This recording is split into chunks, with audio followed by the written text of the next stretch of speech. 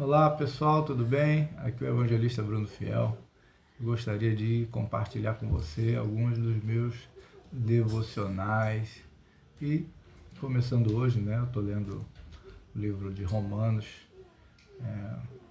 Eu queria compartilhar algumas coisas que são fruto desse tempo de meditação bíblica, de comunhão com Deus. E espero que seja bênção na sua vida, como tem sido bênção na minha, e incentivo você também a meditar, a tirar esse seu tempo com Deus.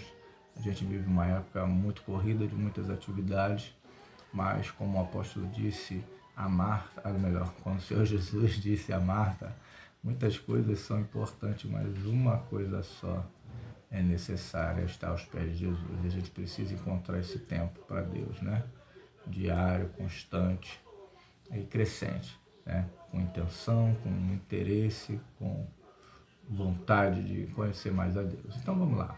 Hoje, lá em Romanos capítulo 9, versículo 20.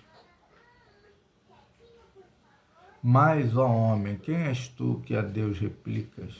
Porventura, a coisa formada dirá ao que o formou: por que me fizeste assim?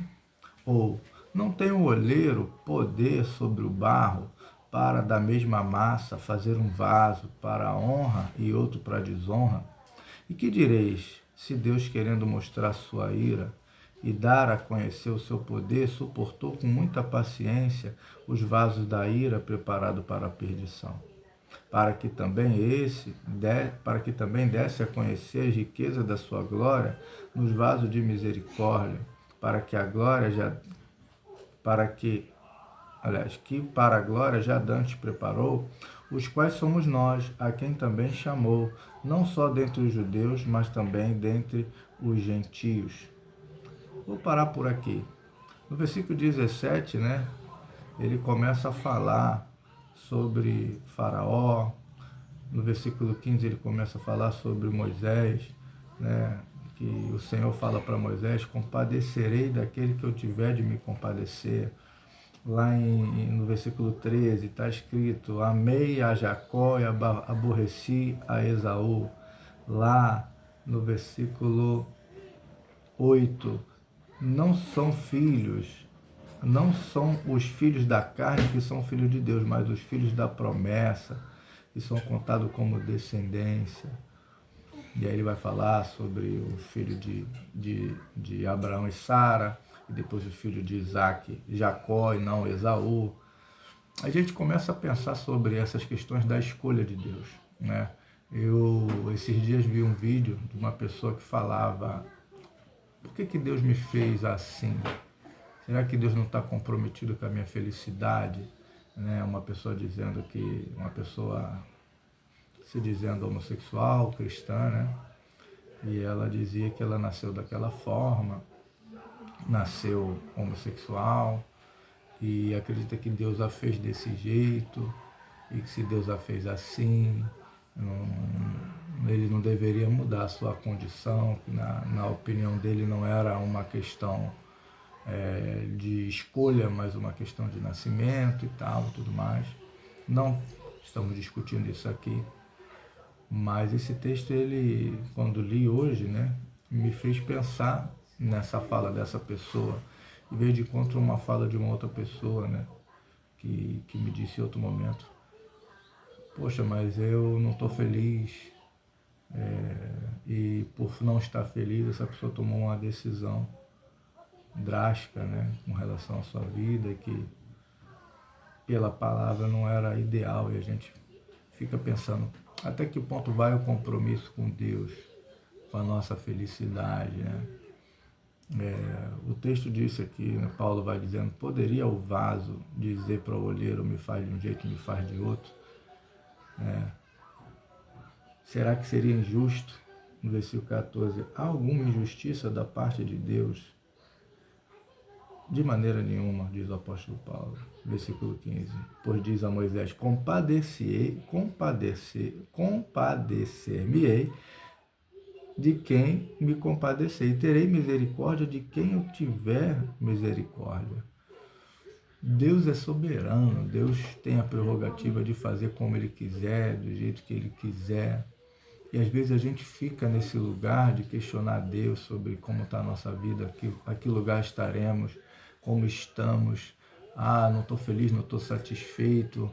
Ah, Deus não está comigo, Deus não me ama, Deus não está fazendo as coisas do jeito que eu quero, não estou satisfeito dessa forma. E quantos nesse lugar desistem de Deus, abandonam a Deus, né? Porque as coisas não estão indo da maneira que gostaria que fosse. E eu, meditando sobre isso, fiquei pensando, né? A que ponto Deus está comprometido com a minha felicidade? E isso me faz também pensar sobre o que é felicidade, né? A gente tem um conceito muito pessoal do que é felicidade. A gente alinha a questão do sofrimento, da angústia, outros alinham a questão das coisas que alcançaram, dos bens, e poxa, quem alcançou tal coisa é feliz, quem tem uma condição financeira boa é feliz, quem tem condição de passear, de viajar, de comprar a roupa que quiser, de ter o carro que quiser é feliz. Outros já pensam felicidade como outra coisa. Mas qual é o conceito bíblico de felicidade? Na Bíblia a gente vai ver pessoas que morreram por Jesus. E não só na Bíblia, ainda hoje, pessoas morrem, né? Esses dias nós vimos lá na Nigéria, muitas pessoas sendo perseguidas por serem cristãs e mais de 100 pessoas morreram, poderiam ter renunciado sua fé, mas não o fizeram, né? E morreram por Cristo. O próprio apóstolo Pedro, né? Ele pede para ser crucificado de cabeça para baixo. Então, pessoas que foram entregues ali à morte por Cristo. Jesus, ele fala isso, por amor de mim, vocês serão entregues todos os dias como cordeiro ao matadouro.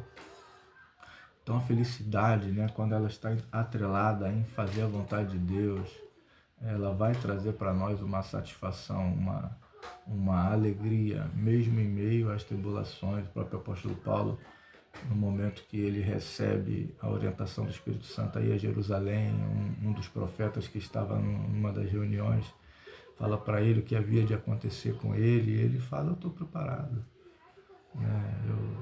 Mesmo assim eu vou, porque é a vontade de Deus, né? A gente consegue chegar nesse lugar de maturidade, de enxergar que a vontade de Deus é melhor que a nossa, que a nossa felicidade é cumprir a vontade de Deus, que Ele é Senhor, que Ele é soberano e que Ele não é injusto, né? Ainda que para muitos, às vezes do lado de fora possa parecer, poxa Bruno, você tá aí, um homem de Deus, o cara tá pregando a palavra, mas olha para sua vida, né? Às vezes a gente faz esse paralelo, né? Poxa, o cara mora assim, o cara tem uma condição financeira tal, e acha às vezes que Deus é injusto de certa forma, né? Será que Deus deveria prosperar, né? Dar dinheiro, dar recursos? Deus sabe todas as coisas, né? Deus sabe quem deveria ter, quem não deveria ter. Ele é soberano e Ele tem seus propósitos, Ele tem seus planos. E se a gente entender isso, se a gente conseguir colocar isso no nosso coração, tenho certeza que nós vamos ter mais satisfação com a nossa vida, com os nossos processos. A gente vai ter mais saúde mental para lidar com os reveses que faz parte da vida, poder aprender com eles e poder crescer como cristão, amadurecer, né? Então essa é a reflexão de hoje que eu queria deixar para vocês. Se você chegou até aqui, não se esqueça de curtir, compartilhar, comentar, escreve aí pra gente se essa meditação de hoje, se esse devocional de hoje serviu para você, valeu a pena, te abençoou. Eu tô aqui gravando dentro de casa mesmo, minha filha está correndo, minha esposa está aqui nas suas atividades, mas é justamente nesse contexto de casa, que a gente precisa encontrar esse lugar para Deus. Então, você chegou até aí, se inscreva. Deus te abençoe e a gente se vê numa próxima. Fica na paz.